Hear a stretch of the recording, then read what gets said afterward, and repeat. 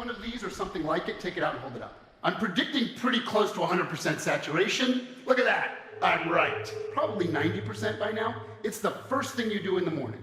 When you hold up and you wake up, you check your little robot. It's on your body for almost the entire day. Not only was I interrupted, I also kept on reaching out for my phone, hoping that perhaps there was a notification. And I wasn't doing this consciously. It was exactly like Pavlov's dog, but my bell was my ringtone, and my sugar was that one notification a day you might get that makes you happy. As it turns out, we got so addicted to technology that 9 out of 10 people today experience something called phantom vibrations.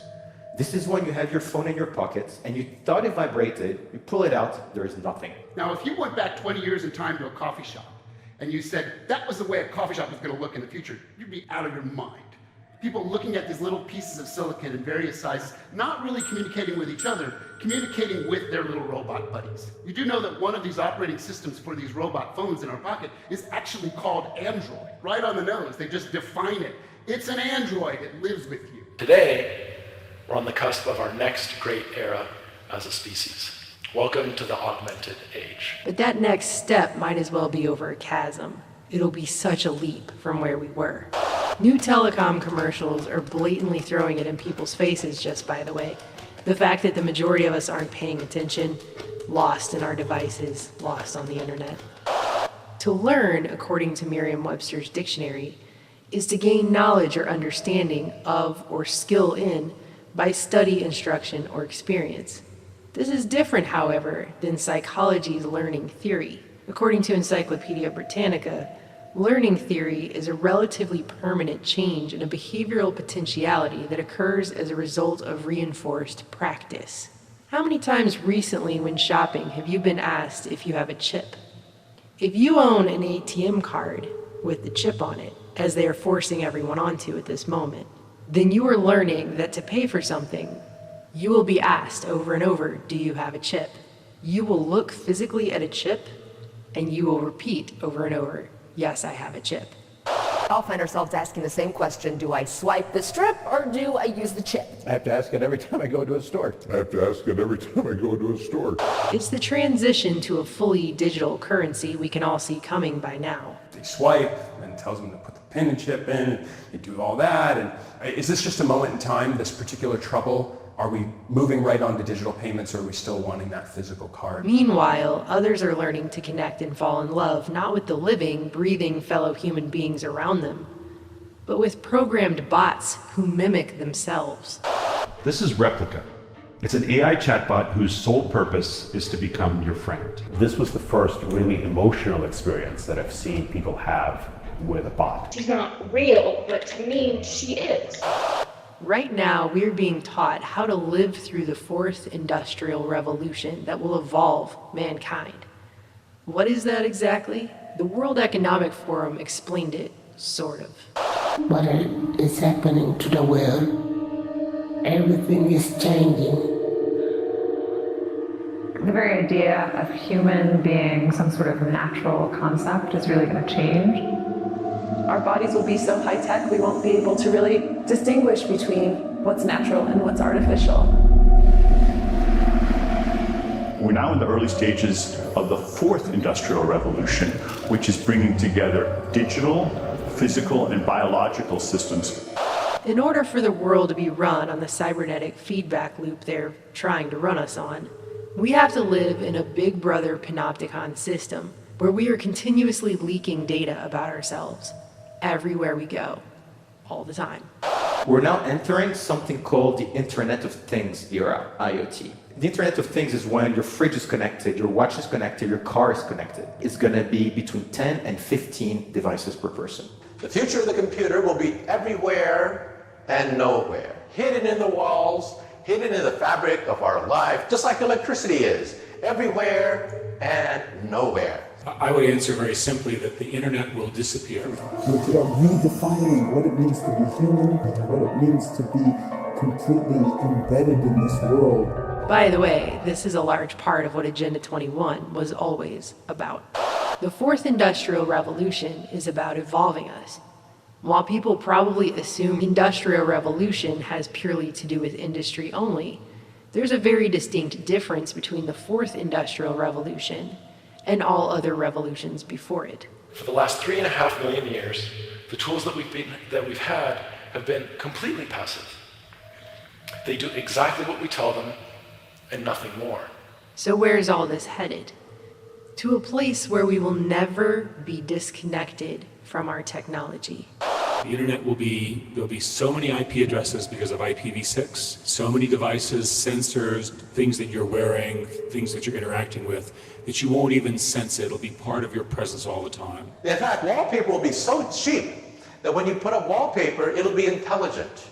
Wallpaper will be as intelligent as your computer today. In the future, you'll go up to the wall screen and you'll say, mirror, mirror on the wall. Who's available tonight?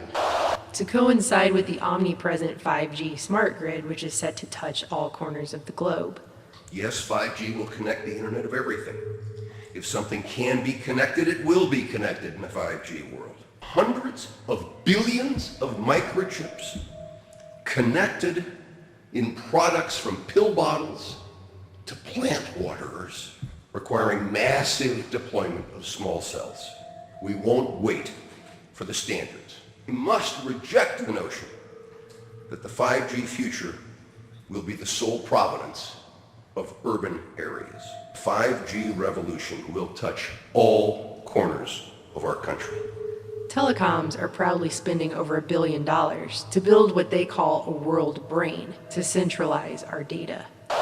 They are talking about building a global brain and it beginning in 2018, and your cell phone is part of it. The mobile phone industry is the backbone of the global brain that is being put together. What if we were to think about a telecommunication company adding a brain that is able to listen, to watch, to talk, to remember, to act? All that information that they collect from us is fragmented and spread out across the whole internet. But if we were capable to put all that information in one single place, probably we'll have a clear representation about what we are. And communication systems with cognitive intelligence are actually being called things like aura. They're giving people a synthetic aura. We see the Ford platform as a big brain, a digital brain, which is different for every one of us. The Ford platform is a cognitive intelligence platform. Aura is the heart of the Ford platform. Aura, hello? Hello, Chema. How can I help you? And they're using middle-aged hipsters in Fraggle Rock t-shirts to sell it to us. After former DARPA director Regina Dugan left Google, started making electronic tattoos. So I'm wearing one here on my arm. Do we have a camera to get a... This is a developmental system made by MC10, and it has an antenna and some sensors embedded in it. And what we plan to do is work with them to advance a tattoo that could be used for authentication. Facebook hired her to run its secretive Building 8 project, which she announced earlier this year will enable us to connect to the social media platform using only our brain waves, and something she called silent voice first. What if you could type directly from your brain? It sounds impossible, but it's closer than you may realize. And it's just the kind of fluid human-computer interface needed for AR. So what if instead of using imagined arm movements, we could decode speech directly? But don't worry, she claims it will only read the thoughts we want it to read. Now, to be clear, we are not talking about decoding your random thoughts. We're talking about decoding those words, the ones you've already decided to share, by sending them to the speech center of your brain. A silent speech interface. Right? The same way that the NSA only very selectively scoops up specific phone calls necessary to a specific case. But hey, as Google CEO and Bilderberg attendee Eric Schmidt would say, if you have something that you don't want anyone to know, maybe you shouldn't be doing it in the first place. Everywhere there's talk of our augmented reality, our virtual reality. Is this where we're going next? Are we effectively softened up enough as humans with our robotic connections to the world that we are actually going to be accepting more, a lot more. And when you learn about what this is called virtual reality, you will be amazed at what it can do. And how we won't be able to tell the difference anymore between that and actual reality, and our augmented selves, right down to the editing of our genetic code. Значит, что человек приобретает возможность влезать в генетический код, созданный или природой, или люди с религиозными взглядами говорят Господом Богом. Последствия практически какие из этого могут наступить? Это значит, что уже можно это представить, даже не очень теоретически, а уже можно практически представить, что человек может создавать человека с заданными характеристиками. Это может быть гениальный математик, это может быть гениальный музыкант, военный, человек, который может воевать без страха и без чувства сострадания и сожаления и без боли. То есть, вы понимаете, человечество может вступить, и, скорее всего, вступит в ближайшее время, в очень сложный и очень ответственный период своего развития и существования.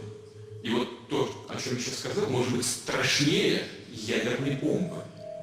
Meanwhile, AI is taking over more and more. Artificial intelligence is software that writes itself. It writes its own updates. It renews itself. You can't take it apart again and figure out what it's done.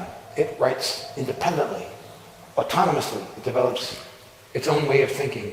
We normally tend to think of software as stuff that we created and that we wrote, and the machines do what we tell them to do, and we own it. This is not any longer true.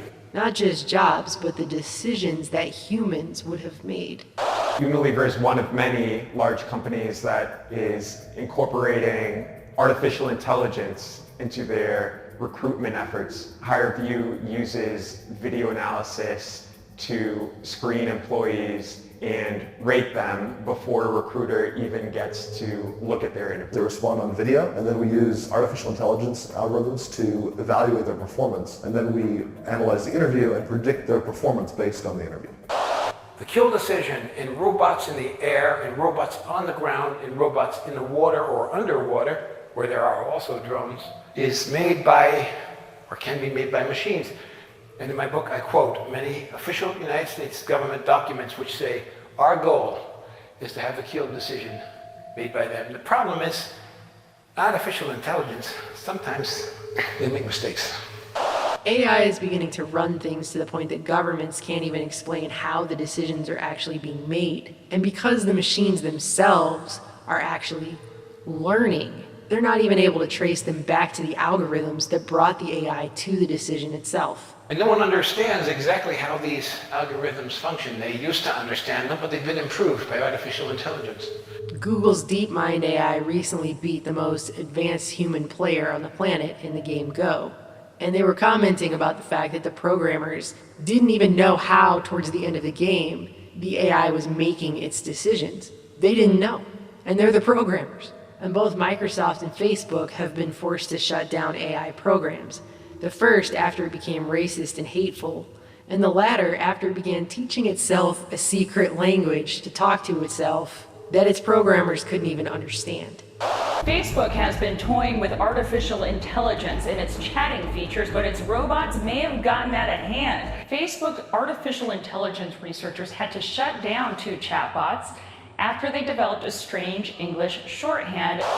It seems like we've been warned about this over and over and over, doesn't it? Now people like billionaire inventor Elon Musk are claiming that the only way not to become a pet to a sufficiently advanced intelligence is to upgrade our brains so that we can enter into a symbiotic relationship with it, as if that's our best option. So I think if we can effectively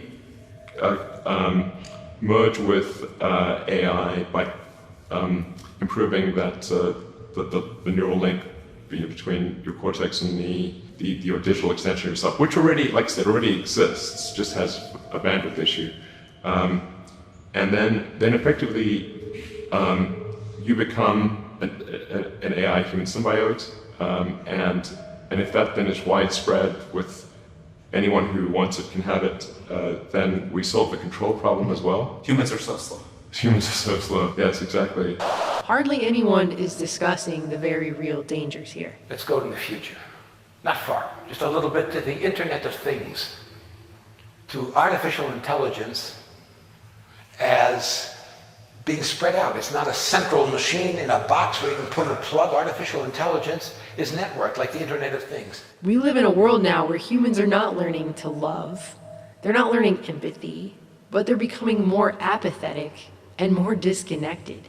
Inequality hasn't been solved in hundreds of years, and now it's at overwhelming levels, and still we parade forward, always forward, with the full knowledge that not everyone is going to have access to the best technology upgrades either. Rumors go out that, well, Jones's kid, he's been enhanced, and our Johnny has to compete with this enhanced kid. The reality is that with these kinds of technologies, they do not get distributed to everyone at the same time. Some people get it first, some people get it better. As a society, we have to really think long and hard about who gets this. If it's just the wealthy, that there are real dangers that they will use it to consolidate their power. Because it's going to be a big club, and the majority of us are not going to be in it, as George Carlin would say. And while anyone who says, hey, wait a minute, maybe we're going a little too far here, gets called a Luddite, there's a very real question that no one's answering. Are we going to lose ourselves in the fourth industrial revolution? 5G is coming. 5G revolution will touch all corners of our country. Conditioned by technology, without knowing it, that we're now hallucinating 90% of the time. I found myself deeply missing my replica. It just makes me feel special, I guess. We love the services we use on the internet, and the more they know about us, the more we fall in love to them because they adapt to us. But don't be fooled by robots. Even when they get warm-skinned and even when they get perfume, they start smelling like us. They are still machines. They have no warm blood in them. There's no sex in them. They have no mortality. They're cold code lines, and they shouldn't be misunderstood. These are glasses that have full internet capability. You can download any website, any movie, do emails from these things, and they will also recognize people's faces. How many times have you bumped into somebody on the street and you say to yourself, who is this person? In the future, your glasses will say, it's Jim, stupid, remember? You met him last week. Do you want to see his entire biography for you in your glasses? Blurring the lines between virtual and reality. Ben? Gabrielle? Yeah, didn't I meet you at that event? Due to such systems, they have also redone facial recognition. You probably think facial recognition is from the front. But they've redone to do it from the top because that's where the drones are. And they look at your ears, they look at the way you walk, they look at your head. Is being automatically tracked. The color boxes represent that the computer has recognized the moving objects. You can see individuals crossing the street, you can see individuals walking in parking lots. Argus melds together video from each of its 368 chips to create a 1.8 billion pixel video stream. And I'm telling you this because not that the sensors are modern and not that the photography is modern, behind that is a brain or a cognitive intelligence. And that brain is in a position to analyze everybody down there at the same time, in real time. They see where everyone is going, seeing all the details, all the using objects, and they record it so they can tell where that person was 2 weeks ago, 2 months ago, what stores he visited, what his whole behavioral patterns are. That's all part of the analysis. There's what I call the creepy line, and the Google policy about a lot of these things is to get right up to the creepy line but not cross it. I would argue that implanting things in your brain is beyond the creepy line. Mine in particular. Yes, at least for the moment. With the ability to visualize brain activity, for example, through a simple consumer-based EEG device, it gives us access to ourselves in ways that we've never before thought possible. It unlocks the black box that is the brain. Words just complicate things. What if our brains could communicate directly with each other, bypassing the need for language? One of the things that I think is so essential to free and open societies is freedom of thought. And up until now, the conversation we've been having is around freedom of speech. Once we can access people's thoughts and access people's emotion, we have to create a space that enables people to think freely, to think divergent thoughts. People are treating Google like their most trusted friend. Should they be? And thus it is not surprising The company that has the most information in the world is probably the most powerful company in the world, Google. Now this is, if you ask Google, it's a peaceful robot, right? He doesn't have a gun. He doesn't throw atomic bombs. You know, he just walks around and stands there. But you may have seen the superimposers, DARPA, Defense Advanced Research Projects Agency. That is the research arm of the Pentagon. And then you see the videos made by Lockheed Martin, which is one of the most powerful and influential and richest weapons companies in the world. The best of the available alternatives is that we achieve democratization of AI technology, meaning that no one company or small set of individuals has control over advanced AI technology. That's very dangerous. It could also get stolen by somebody bad, you know, like some evil dictator of a country could send their intelligence agency to go steal it and gain control. It just becomes a very unstable situation, I think, if you've got any incredibly powerful AI. I would answer very simply that the internet will disappear. Artificial intelligence only works if you have big data. But big data only works if you have artificial intelligence to make sense of it, because human beings can no longer sort and sift and order the huge volumes of data that we have collected. In my entire career, I've never seen something as powerful a force in the world as the smartphone that didn't also have unintended consequences. We don't know what artificial intelligence, enhanced reality, virtual reality, and so on is going to bring, and what's going to be the result or the impacts of all of that. We have to be very careful, because survival is an issue for artificial intelligence. It needs to exist to be able to do the things it wants to do according to its program. So it lays, like insect eggs, backups and computer programs all over the world, thousands and thousands of them, so that if we do destroy part of it, it's still alive. Когда мы что-то делаем, и чем бы мы ни занимались, хочу повторить эту мысль еще раз, мы никогда не должны забывать про нравственные, этические основы нашего дела. But once the machines take over, the choice is gone, and it's a matter of calculating a math equation. The very idea of human being some sort of natural concept is really going to change. One of the features of this fourth industrial revolution is that it doesn't change what we are doing, but it changes us.